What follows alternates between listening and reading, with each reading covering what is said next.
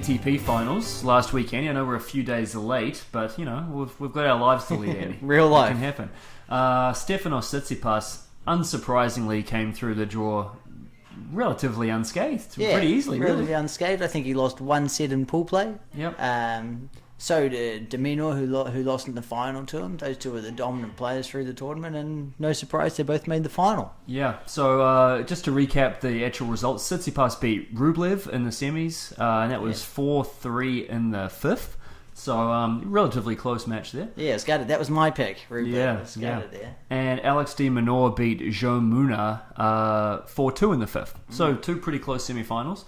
And then Tsitsipas came through Alex de Minaur in the final 2-4, 4-1, 4-3, 4-3. So pretty close easy. match. Yeah. Well, I mean, two tiebreakers. Two tiebreakers make it closer. Yeah. Surprised how many tiebreakers there were throughout that tournament. And if I've got a quibble with the event, it's that the scoring system means that we're too reliant on tiebreaks. Yeah. So I like everything else about the event, and we went through this in the last one. I like the no doubles lines, I like the no lines judges, I like the short warm-ups, I like the shot clock, I like the player coaching, I like the towel rack, I like the free movement in the stands, adds a great atmosphere, I like the video review. The only thing I don't like is the scoring. I think if they went back to best of 3 sets, even with no ad, I think I'd be very happy. Yeah, it's a good call. Yeah. I actually liked watching as a visual, right? The singles lines courts, no doubles lines on the court. It looked very different to what you're used to seeing on television. Absolutely. And the one thing, though, is that the players said that, from several players I heard, that they had to focus more when you're playing first to four. So, I don't know, maybe there's something to it, although I think it's a problem when so many sets go to a tiebreak. Yeah. And it means it's also very competitive then, right? Yeah. Players in that level. I think, those top few guys, Tsitsipas and de Minaur, they only lost 2 sets in pool play. So... even if it did get to a tiebreaker, those top guys, they were winning. Yeah, interesting point. Okay, fair enough. How would Zverev have gone if he had played the event? Well, big event for Zverev, isn't it? So I don't know how he performs as a big event player, but to say that, I think he would have cleaned up.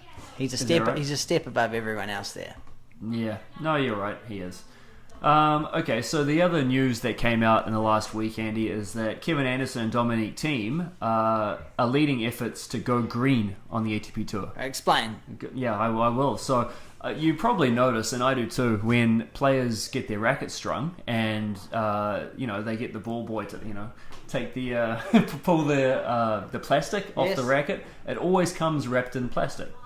Is there a need for that? No. I mean, I've never had a tennis racket wrapped in plastic in my life. No. And never, when I was playing, as I'm coaching, when I string rackets, I would never put it in that. So I don't know why it's done so frequently on the tour. Do you have any reason? No, I know some companies put their logo on the outside of the plastic bag. Really? And there's a couple. I think there's a guy who goes around there and he just strings rackets for the top few guys, and it's often his logo you'll see. I don't see the point for it either. No. I think plastic bags over tennis rackets is something they can get rid of. Yeah. So the ATP announced that it's taking measures at the upcoming ATP Finals to reduce plastic waste. The Elite Year-End event welcomes more than 250,000 fans annually at the O2 Arena. That's quite a lot. That's more than I expected. A week event, O2 Arena, big stadium. How many? 250,000, 25,000, 30,000 seat stadium maybe? Yeah. 2 sessions a day? I suppose, yeah. Smashed. Easy. New this year will be the option for players to use reusable glass water bottles, which should reduce the amount of plastic water bottles used for each practice and match. I mean, it's not going to change the world, but it's a step in the right direction, I think. Yeah, I think it's amazing, especially with these guys, athletes in general, that they're trying to stay hydrated with water. Unlike myself, Dr. Pepper and beer doesn't always suffice for staying hydrated. It has water in it, but it's not as effective. Just because it's a liquid. Kevin Anderson tweeted, "Thanks ATP World Tour for taking sustainability seriously and introducing new initiatives to reduce plastic waste at ATP Finals. As I said, we are in a fortunate position where we are able to affect positive change, no matter how small it might be. Every effort helps." Yeah, I think the size of the water bottles that the players are getting can make a difference. You see these guys going out there with 600ml bottles and they're going through 6 or 8 in a match. You only need 2 1.5 or 1 litre bottles, and there's some save to it there. I've got my water bottle right here, Andy, and I'm a big fan of it. Yeah, because but it's tiny, you can just smash them. You know, smash you them can down. Yeah. The water's delicious. It tastes good. You gonna reuse that or just chuck it? No, I reuse them. Oh, I do there we reuse go. them. But not everyone's as environmentally conscious as me, Andy. I'm not. I'd chuck it. Yeah, exactly. No, I like to reuse it because of the narrow window at the top for the water to come out. There's something very pleasing about that when I drink it. And I'm not making that up. No. I'm being absolutely honest. Good on you. Anderson went on to say, as leading tennis players, we have an important role to play in setting examples and being positive role models for future generations. We are in a fortunate position where we might be able to affect some positive change. Protecting the environment, reducing plastic waste on the tour is something that I am very passionate about, along with many of my peers. Dominic Thiem also tweeted, very true, time to stop that, when talking about the plastic coming off the rackets. So they're both working in the right direction. Pierre Hubert, he said, I completely agree. Each time I'm taking out a new racket, I'm thinking about that in terms of the environment. Bullshit. No, you're not. Not every single time are you thinking like that. So you think he's jumping on the bandwagon? Yes. Like, okay, maybe once in a while if it goes across your mind, like, as we said, we hadn't thought about it. He also tweeted... not every time. He also tweeted an emoji of a tree. Oh. God damn it. But yeah, regardless of how, if he's actually being legit or not, I think we're moving in the right direction there. Definitely. And it shouldn't just be something that, well, that's the way it's always been done, so we have to do it this way. No, we can change things for the better. Definitely. We had Nick Kyrgios again made the news. We actually spoke about this maybe 3 months ago, Andy, where this was right when he tanked. Was it the US Open? No surprise here, but yeah. I think it was against Herbert, wasn't it? He tanked where? Wasn't that at the US Open against Pierre Hubert, Maybe. first round, and he was tanking, and then the umpire gave him a pep That's talk, right. Yep. and then he came back and won. And I said that it looks like he's depressed because he doesn't take for the whole North American tour swing. Even when he won matches, he didn't take any joy from it. He was not happy. If he lost, he didn't care. And I thought to myself that he just looks like he is down and he doesn't have anywhere to turn and he doesn't know who to talk to and he doesn't know how to get a handle on his emotions. So, this is from an ESPN article. Australian tennis star Nick Kyrgios has described how meeting with psychologists is helping him get on top of his mental health. He's down to world number 37 and he has struggled with injuries throughout the year, but there were times where he had not been in his best mental health state in 2000. That's supposed to be 18, but he has taken the important step to help his career. I was obviously struggling with a couple of things on and off the court this year, so it hasn't been easy, Kyrgios told the Canberra Times. But I'm starting to see some psychologists and trying to get on top of my mental health. I probably left it a little too long, but I've been doing that and I feel more open about talking about it. I don't feel like I've got to hide that sort of stuff anymore, which is great that people like Kyrgios, who previously would have just shut it down and dealt with it in his own way. We spoke when we did the Marty Fish episode about all these basketballers who are coming out and addressing these things, and there's no longer that stigma attached to it that was in previous generations.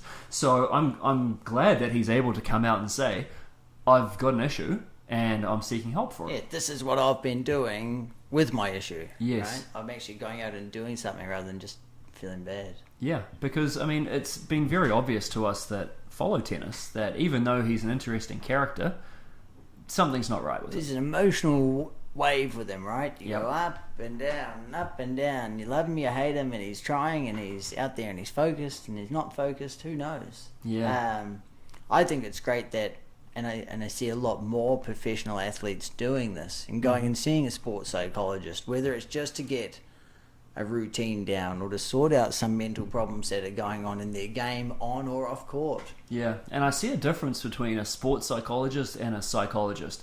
To me, a sports psychologist is somebody that's going to talk you through how to behave on court to get the best of your ability. Yeah, how to perform. And a psychologist in this sense seems to be someone who he can just talk to and just, maybe talk through what's going on in his life, not just on the tennis court. And hopefully that in itself will help what's going on the tennis court. A sounding board. Yes. Yeah, something just to sound to. Because I think maybe 10 years ago, if you said you were going to go see a sports psychologist, I think you would just be talking about how can I narrow down what's happening on court and focus and all that stuff. I remember it was a big deal when the All Blacks got a sports psychologist in around one of the World Cups because they lost back-to-back World Cups. They got a sports psychologist in, and everyone was like, "What is this joke of a guy doing there?" And that's sort of the old school generational mindset in New Zealand, right? Like you got to toughen up, you got to harden up. Just go out there and win. Just go out there and win. Just there's we don't talk about our feelings around here. So we wish Kyrgios all the best for next year, and hopefully he can come out firing at the Aussie Open, and he, has a clean bill of health and a clean bill of mental health, and hopefully he can come through. Tough way to start the year. It should be one that you're pumped up for. Your home Grand Slam. Here we go. Everyone's on your side, and for a lot of these Aussies, it's a lot of more pressure than anything. Same thing what Murray went under at Wimbledon. Yeah. Hewitt never won the Aussie Open, did he? No. Got to the final once. Yeah. But couldn't ever win it. Won the US, won Wimbledon. Yeah. Same with Philippoussis. He didn't win. Rafter didn't either. No. It's tough. Good tournament though. Fun. You should go. If you haven't been, go to the Aussie Open. Definitely. Okay, so we had the Fed Cup finals. You did have the Fed Cup. Fed Cup was on between the Czech and the States. Now, the Czech had their two of the top 10 ranked players in the world not playing. Pliskova wasn't playing. Kvitova wasn't playing. Why is that? Injury and illness. Oh, all right. Now, what about the States? They didn't have playing Serena, Venus, Madison Keys, Sloane Stephens. What were they doing?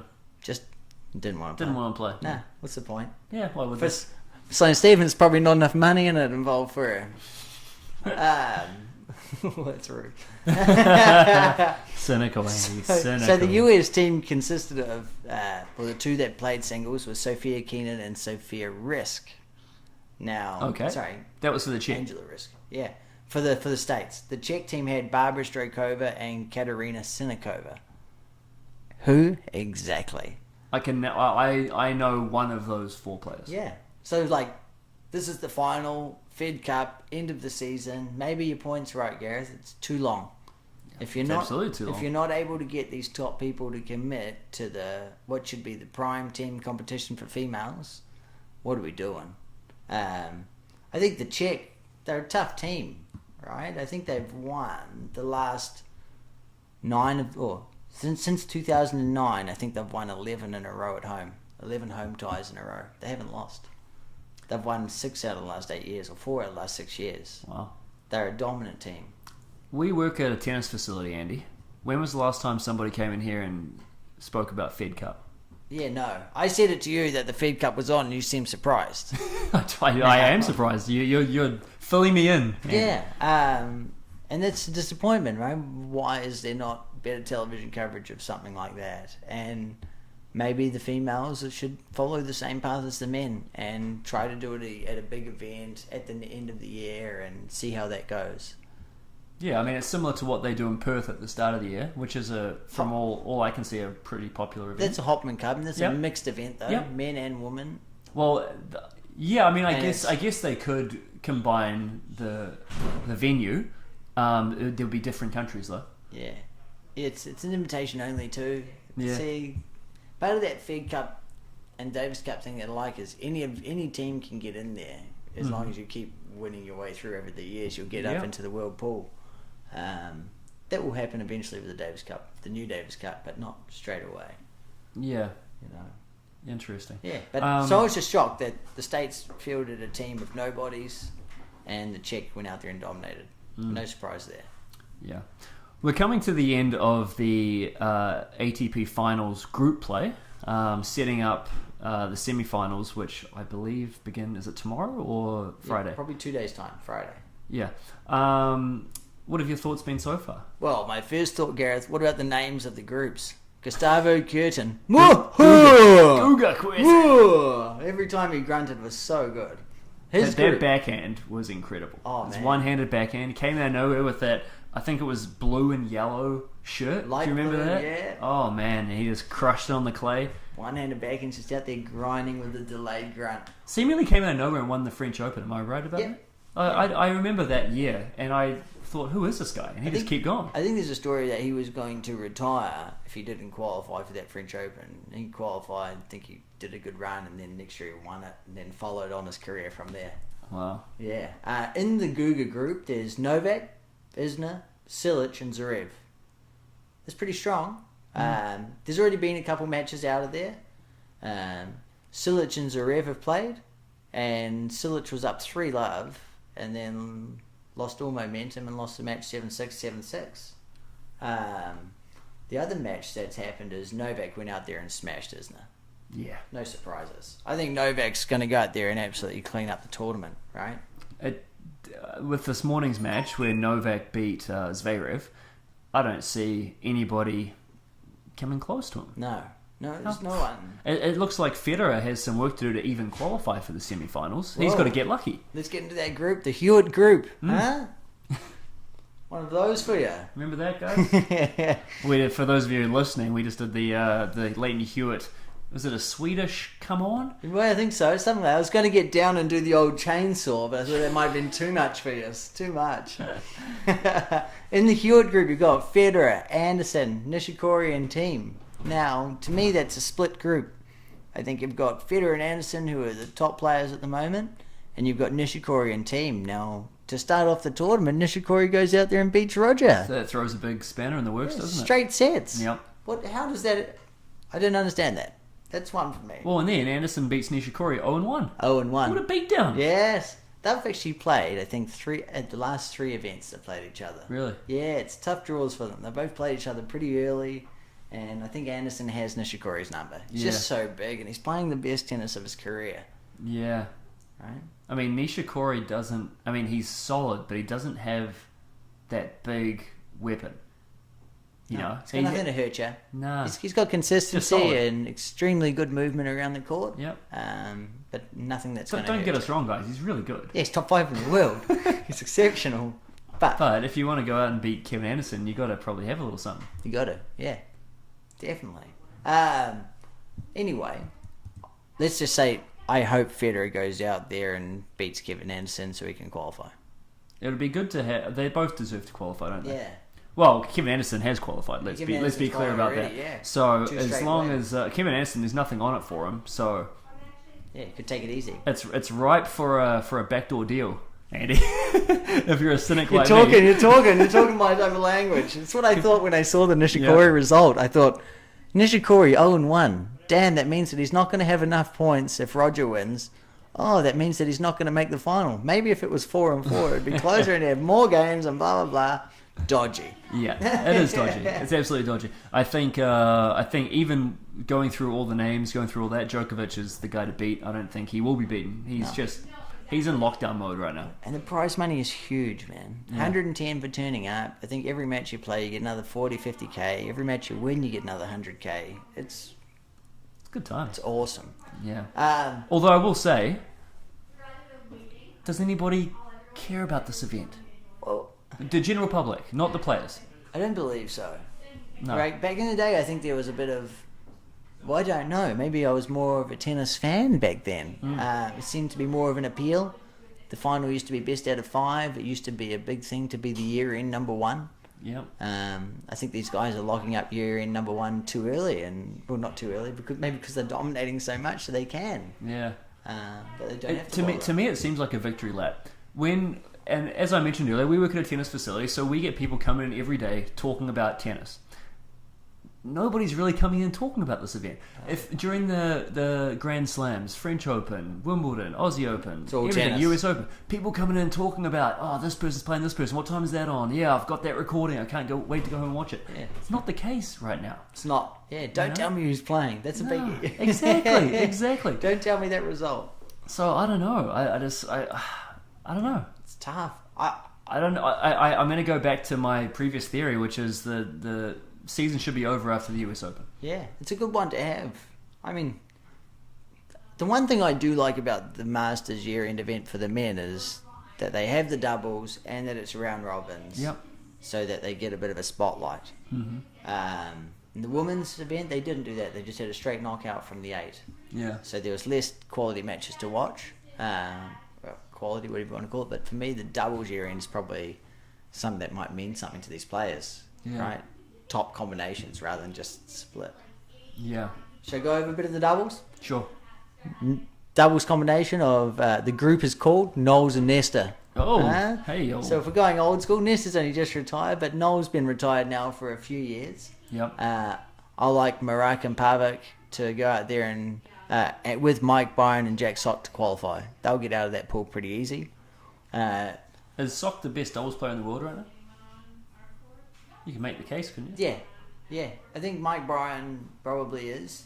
But Jack Sock played half a dozen events throughout the year, and he qualified for the year-end final. I think they played 5 events since Wimbledon. Yeah. And qualified for the year-end event, which people tried to do in a year. Yeah. So, I mean, he's outside the top 100 now in singles. Is he up there for doubles? Yes. He's definitely a solid player. With that serve, with some touch, doesn't take much. He volleys very well. Yeah, he's a good player. Yeah. In the other pool, I've got Jamie Murray and Bruno Suarez is the obvious pick to win the pool. Jamie Murray playing in the UK should make it pretty easy. Yeah. There's a tough one. I think Kiwi Michael Venus and Raven Klaasen, they've got a match today against the 2 Colombians, Farah and Cabal. The winner of that will qualify for the semis. Mm-hmm. Looks like it'll be a good chance to make some decent cash. There you go, Michael. Get in there, buddy. Yeah. So, who we got? Novak, yeah, and Jack Sock and Mike Bryan. That's it. Good. That's it. Who you gonna? Yeah. Who else would you go for? Yeah.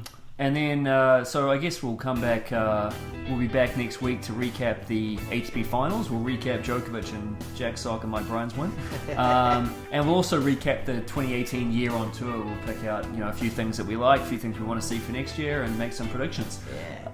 Do find us on iTunes and Stitcher. If you want us to discuss a certain topic, please reach out on YouTube, Instagram, and Twitter. We are 2 Guys Talk Tennis. That's Andy. I'm Gareth. If you like the cut of our jib, please subscribe, rate, and share. Well done. Peace out, everybody.